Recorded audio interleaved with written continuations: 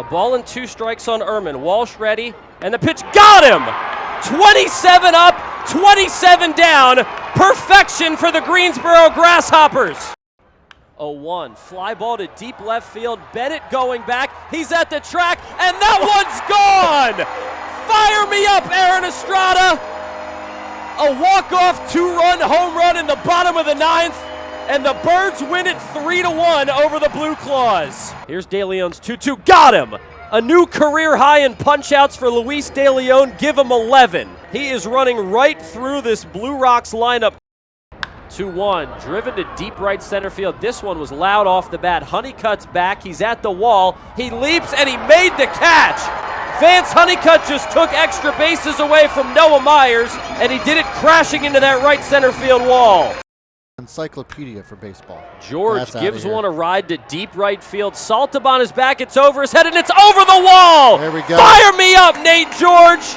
A game-tying 2-run home run here in the 5th. He is fired up as he circles the bases. First pitch from Hodges to Sosa. Lifts one in the air to deep right. Cuevas is on his horse at the track wall. He dropped it. 1 run is in. 2 are in.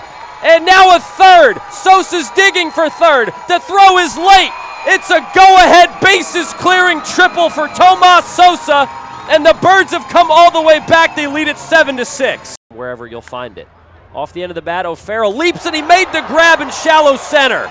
Jump man from Griff O'Farrell. He takes away a hit and a run. Now a fly ball to deep left. Cunningham's back. He's at the track. Leaps, and he made the catch. Jake Cunningham just took at least extra bases away from Brian Rincon. Jake Cunningham, nah. More like Jake Cunningham. That was a fantastic grab. 4-0 Ironbirds over the Blue Rocks. We go to the bottom of the 4th inning here at Ripken Stadium in Aberdeen. The Birds sent 8 to the plate and scored 3 runs in the 3rd. Wellington Aracena, another scoreless frame. And now back to the top of the order in the 4th. Vance Honeycutt leads things off. First pitch taken outside for a ball. Count is 1-0. Left-hander Peyton Glavin is the new pitcher for the Rocks. Davian Garcia done after 3 innings tonight through 65 pitches, 32 strikes. 1-0 to Vance. That's in there. It's 1-1. 4 runs, all earned on 6 hits, with 2 strikeouts and 4 walks in 3 innings for Garcia. Tough line score right there. Gave up a lot of hard contact, but I think the walks really what did him in, getting that pitch count up, and where I felt like we started to see some fatigue there in that last 3rd frame that really just kind of started to wear him down. Counts 2-1 on Honeycutt as the lefty Glavin looks to settle in. Next pitch, swing and a miss. That's a good changeup down in the zone. 4th pro season for Glavin.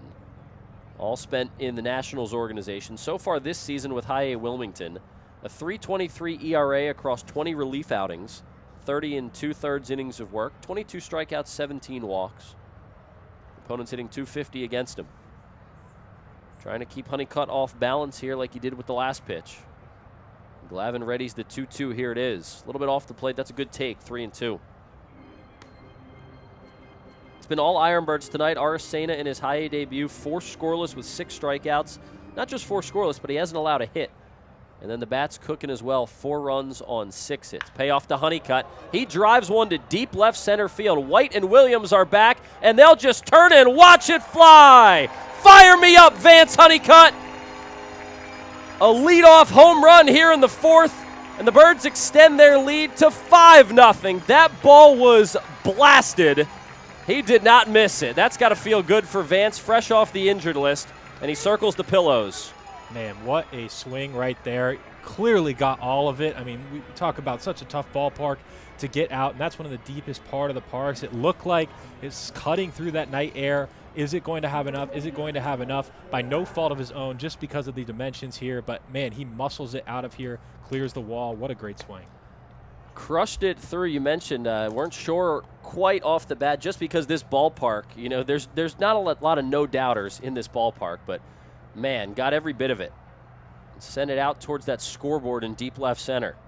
Here's Ellis Cuevas, takes one over his head, and the count is 2-0. That's got to feel good for Vance. Of course, struggling with the bat a little bit this year.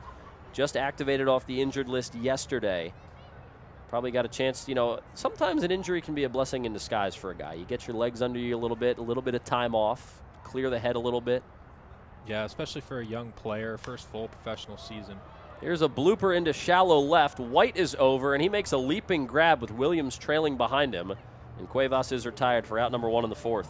I don't think anyone doubts the potential that Honeycutt has. I mean, even with the swing and miss problems that he's had, coming into the draft, this guy who, if he had a little bit higher of a hit tool, was in a conversation to go 1-1. And we've seen him have spurts throughout his college career of being that type of player. And, so far it hasn't gone, his way, but still such a young player. I really feel like there's a lot to like if he can start to make more consistent contact, as we just saw. Anderson pops one up to the catcher, Loma Vida, in foul ground. 2 outs here in the 4th. Anderson flipping over to the right side to face the lefty Glavin. So Glavin done a nice job to get the fly out and the pop out after allowing the homer. But it's 5-0 Ironbirds. They've scored in 3 of the 4 innings so far tonight. And that brings up Tomas Sosa. He is 1 for 1 with a single and a walk.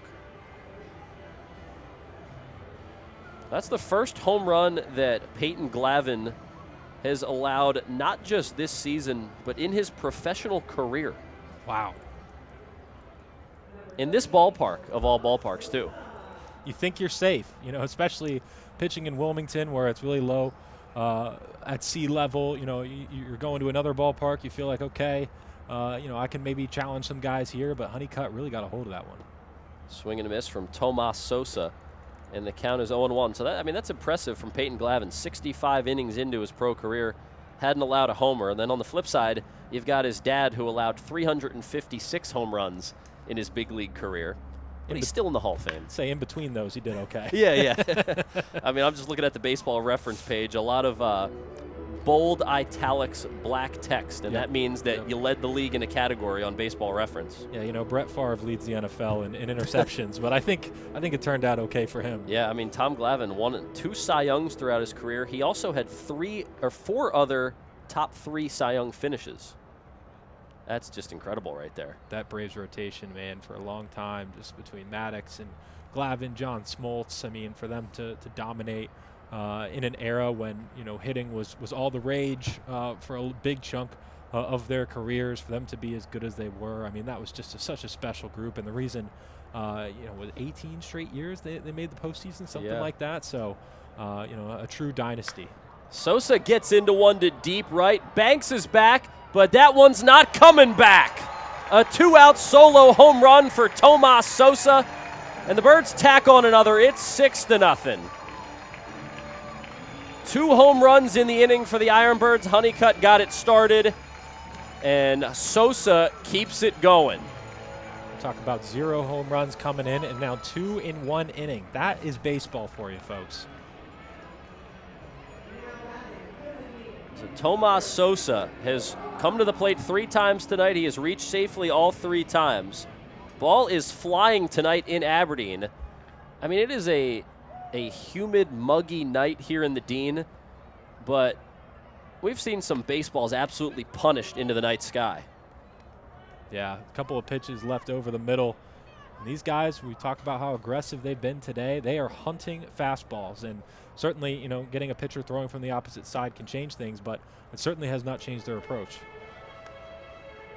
Both home runs impressive, but Sosa going lefty-lefty with 2 strikes on him. Good piece of hitting. Counts 1-1 now on Victor Figueroa, the DH. Birds lead at 6-0 in the 4th. Swing and a miss there, 1-2. We were talking about that Braves rotation with Peyton's dad, Tom, of course, John Smoltz, Greg Maddox.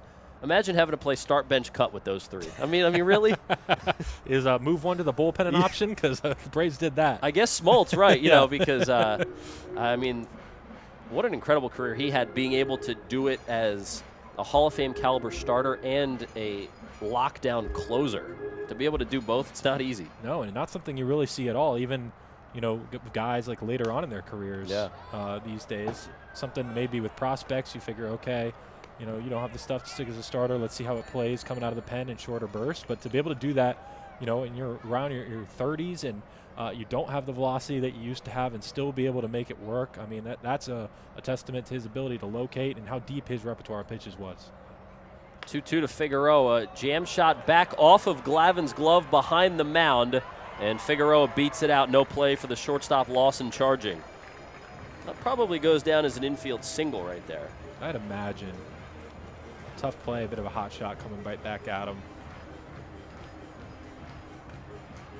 Yeah, I imagine that one had some weird spin coming off the bat. It was a jam shot, and quick reaction from Glavin just to get a glove on it, and then it trickled off of his glove behind him. So that brings up Jake Cunningham, who's had himself a night so far, 2 for 2 with a single and an RBI double. The Birds are up 6-0, bottom 4. Now Cunningham whacks one foul down the third base line. Was not foul by much.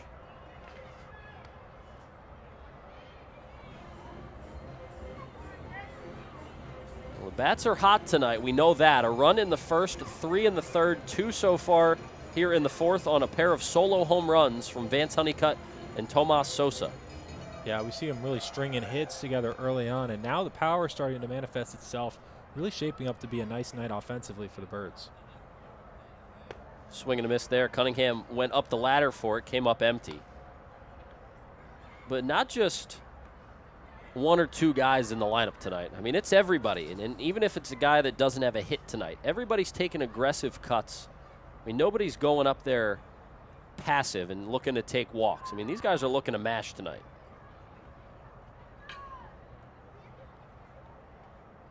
No balls and 2 strikes on Cunningham.